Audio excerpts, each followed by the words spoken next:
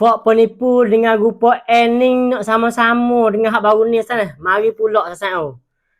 Sasai mana hak dah jumpa dah, cuba kau mari sasai. Tapi dalam kita dah tak ada jumpa lagi. Tapi ada sasai setengah orang tu sasai ni. Jumpa dah macam apa rupa end. Tapi alhamdulillah sasai demo tu khabar belaka dah. Apa ni tahu dah kata rupa end ni adalah penipu. Sebab telur ni sasai. Nak cari net payah, nak cari net free payah, nak cari benda free tu, free sungguh-sungguh sasai payah sasai oh.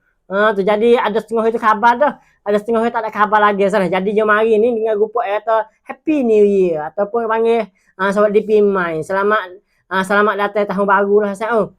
Dia ambil peluang situ, dia ambil apa ni kata dah. Kata okak sana. Dia ambil okak situ tu selamat dipimai. Dia bagi net free. Macam-macam tu. Tapi bila orang biasa tengok video dah, orang tengok lagi dah hak dia buat apa hari sana.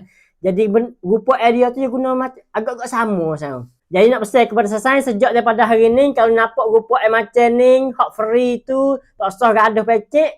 Lebih-lebih lagi mari dengan rupa link jangan pecek sama sekali sana. Kalau kita pecek saja tak apa lagi. Lepas tu dalam tu ya ada apa ni kata we make it cekam sana. We make it cekam nak boleh net ni net blokir hak nak win happy new year ni sana. Bukan mudah jugalah kena make cekam make ngayo sana. Tu jadi sasai mana ada jumpa sejak daripada hari ni sampai bila-bila pun kalau free jangan gaduh. Sekadar saya wassalamualaikum warahmatullahi wabarakatuh.